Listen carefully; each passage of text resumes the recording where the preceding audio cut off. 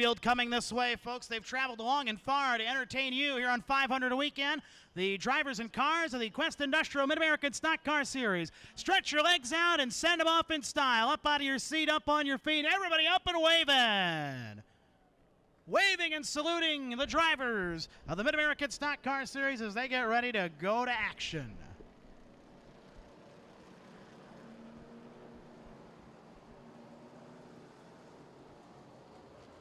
That doubles as the one-lap signal. We're going to go racing next time by.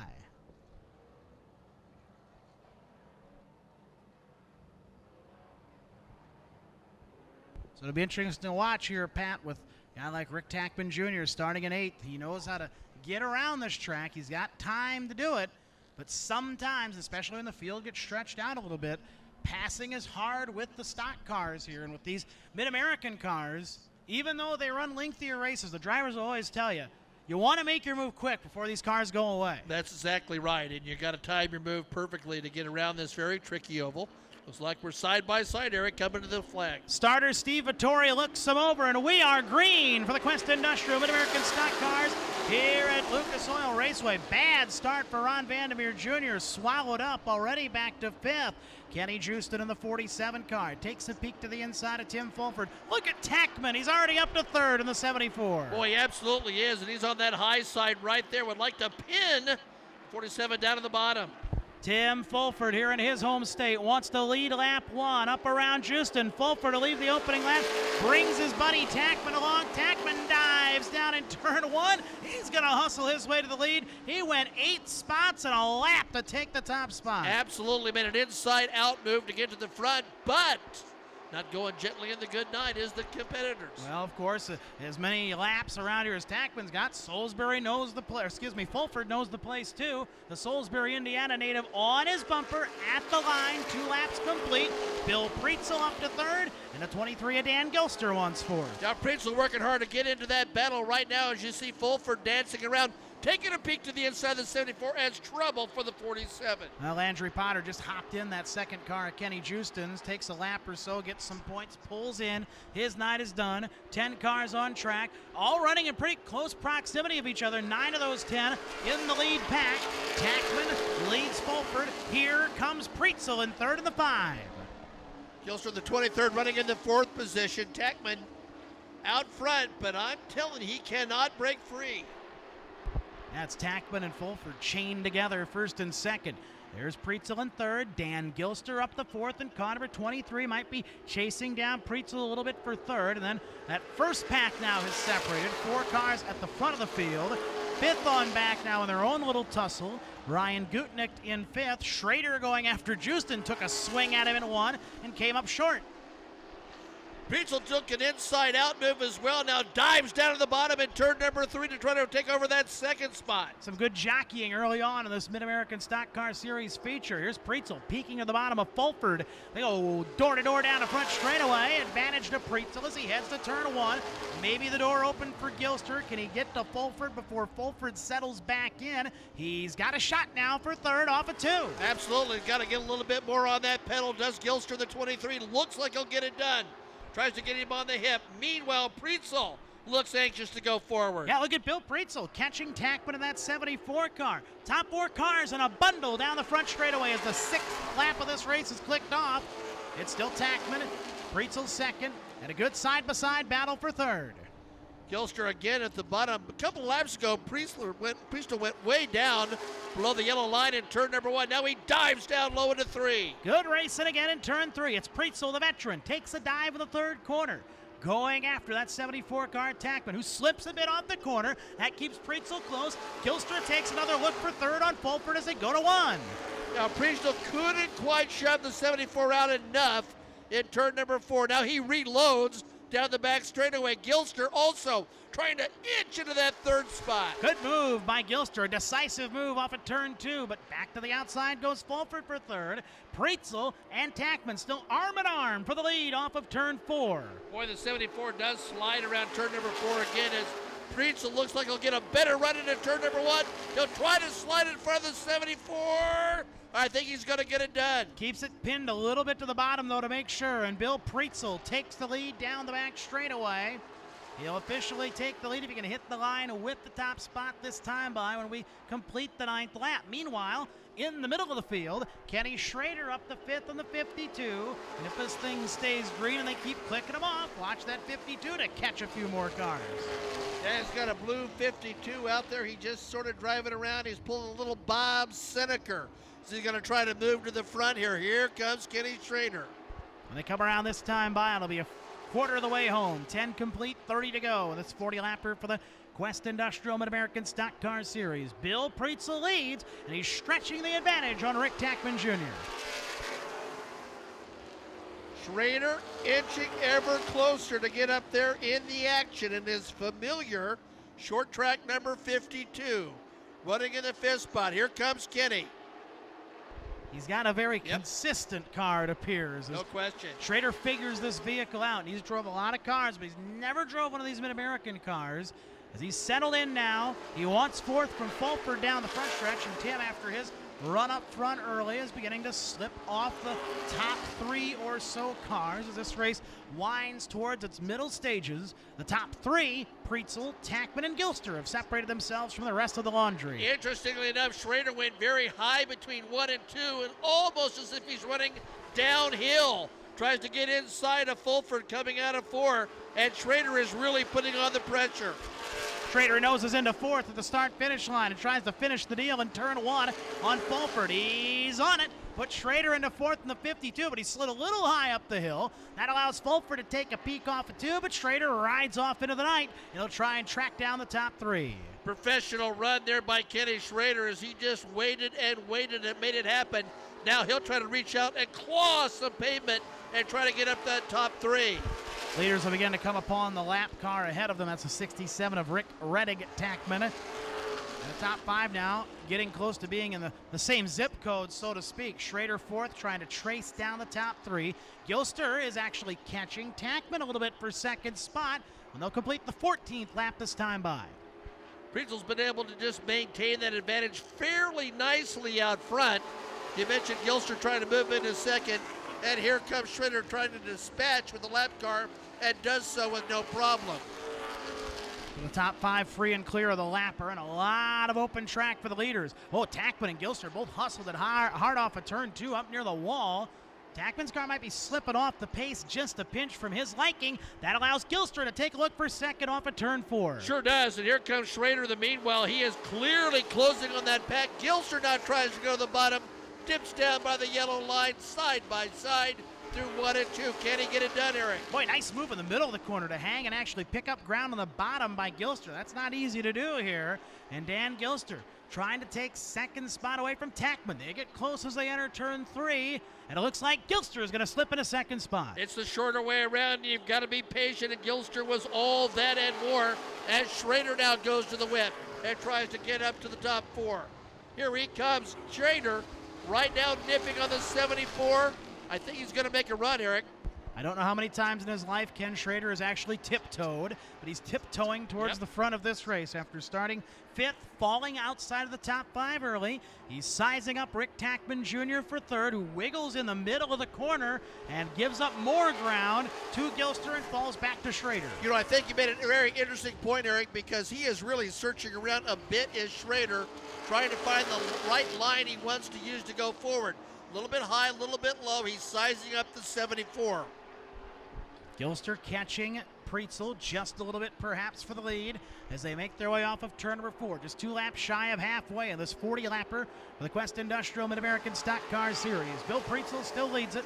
Nice sizable advantage of about 5 car lengths at its height. The lead on Dan Gilster closes in the corner. In 3rd, it's Rick Tackman Jr. in the 74. Kenny Schrader trying to tiptoe his way onto the podium in this one. Tim Fulford back in 5th in car number 21. Ryan Gutnick 6th in the 01. 7th, Ron Vandermeer Jr., the pole sitter who fell off the wall right away and has made his way back forward after that horrendous start. 7th spot is the 28 of Vandermeer, the 8th, the 9 of Dawson. 9th, the 47 of Kenny Justin.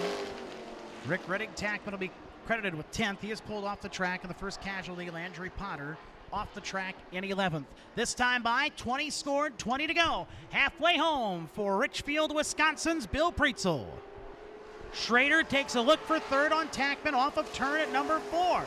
Kenny Schrader dives down to the bottom.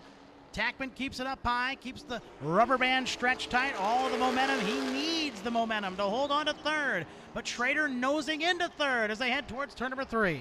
Throughout his career, when Schrader has showed up, it's not been an exhibition race. He has been there to win, and you can see that right now as he is just working ever so hard to get into third.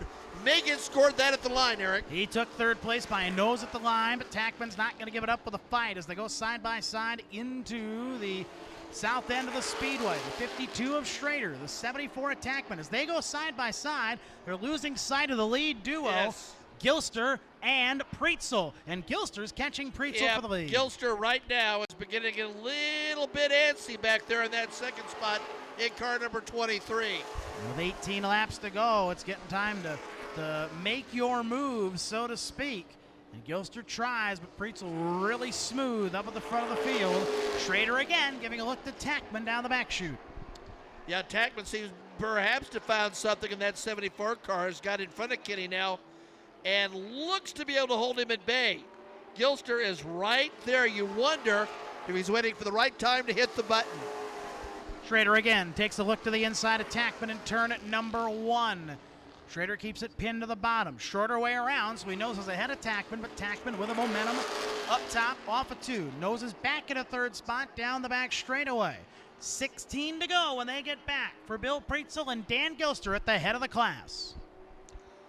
I am convinced that Schrader will report that this was a great deal of fun for him to go side by side like this as he's in that good battle with Tackman.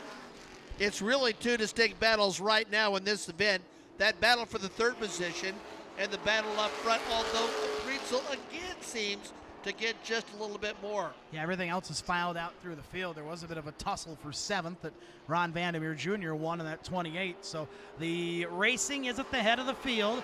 First and second, spreading out now. Preetzel and Gilster still side by side for third. Pat and Schrader goes down to the apron. Almost got on the grass, did Schrader there at the bottom of turn number 1. That's as low as you can go, and he's trying to make that work this time. As low as the law will allow. Kenny Schrader going for third, and Tackman way up by the rails, so to speak, trying to hold on to that podium finish in third spot. 14 laps to go for Bill Preetzel. Schrader noses back into third on the front stretch. Can he seal the deal for third in the middle of 1 and 2? Takes it up the hill. Slides Tackman. Tackman dives back to the inside for third. Off of 2, they came close to contacting, but Kenny Schrader into third. Ken Schrader reached into his open wheel essence there and pulled off a slide job, and it worked, at least for now. And Tackman may say, well, look, I'll get a little sideways too, pal. Oh, Tackman threw her in, sent it in, as the kids say, and he lost a lot of ground and continues to. Among other things, as we speculated, Pat, I think that 74 is just kind of falling off the shelf. Not quite the night Tackman was looking for. No, absolutely. Looks like he's slaloming a little bit on the back straightaway. Now Schrader can see his main foes in sight as he comes out of turn number 4, but his hand is running through the hourglass. With 12 to go, if those top 2 start to battle a little bit, we saw what happened when Schrader and Tackman battled for third. Gilster and Preetzel were able to get away. So if those top 2, and they are closing on each other down the back chute, they get racing. Schrader might get up there. They start to touch fenders. He may really get up there.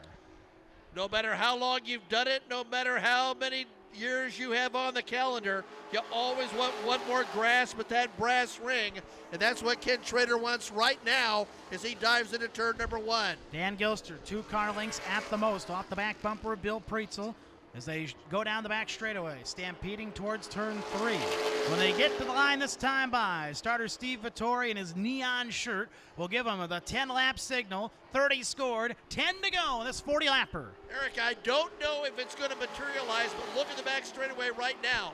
Those 3 drivers were nearly 3 abreast coming across the line. That is not what Preetzel wants to see if he closes on them with 10 laps to go.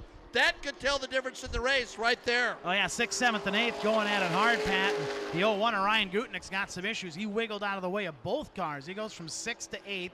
They separate a little bit. Those leaders, maybe by the white flag lap, might catch those back three. Preetzel's off the pace. Yep. The leader, Preetzel, off the pace. Gilster to the lead by default as Bill Preetzel pulls low with an issue. What a heartbreaker. Absolutely, after a tremendous race by Preetzel. Heartache as he goes slowly down the back straightaway. Schrader now knows he's second, and he sits up a little higher in the saddle. Absolutely. 8 laps to go, and now West Salem, Wisconsin's Dan Gilster with the lead. Just got to stay steady on the throttle. 3/4 of a straightaway. The advantage for Gilster. Ahead of Ken Schrader. Tackman back on the podium for now in 3rd. Fulford 4th in the 21. And Ron Vandermeer Jr. has persevered, and he's 5th now in the 28. Ken Schrader's trying to get his fly rod out and trying to get a hook in your leader. Try to set the hook and move forward. He still has a lot of room to make up. May not have enough time to do so. 7 laps to go in this 40-lapper for the Quest Industrial Mid-American Stock Car Series. As Dan Gilster tries to get one of his biggest wins of his career, just a couple of them on his docket, including on his home track at La Crosse Fairgrounds Speedway in West Salem, Wisconsin. This one here on 500 Week would be a pretty big one for the 24-year racing veteran. 6 to go. Well, Schrader has closed. There's no question about that. Schrader has closed with 6 circuits remaining. Catching him is one thing, as the older racing adage says. Passing another, but Schrader will give it a go as he comes around turn number 2 now, and he's got him in the crosshairs of a bit. Half a straightaway back, so he's closed about 1/4 of a straightaway in about 3 laps. Do the math, it might get close. 5 laps to go for your leader, Dan Gilster, who wiggles a bit off of 4. Oh, no question, it is absolutely closer now. Schrader can smell it now. Can he get there? He's trying to push harder on that throttle and try to catch your leader. Yeah, I think Gilster's trying to maintain, and Schrader is pushing, and you can see it.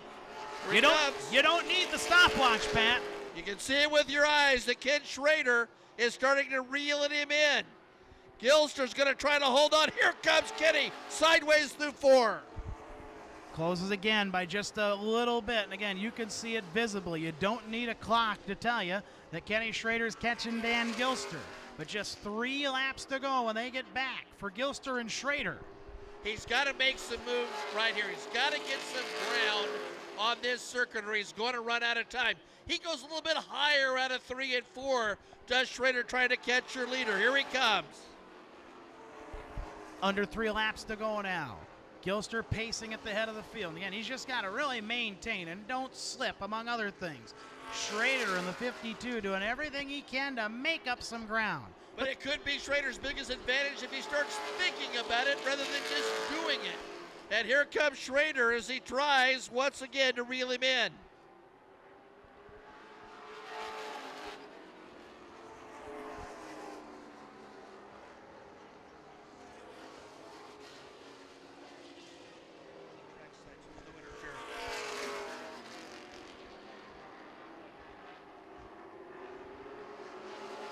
Well, the white flag is in hand, and Dan Gilster's going to see it. He just has to make 4 good turns, and he's going to put this one in the book, and Schrader's valiant effort's going to fall just a bit shy.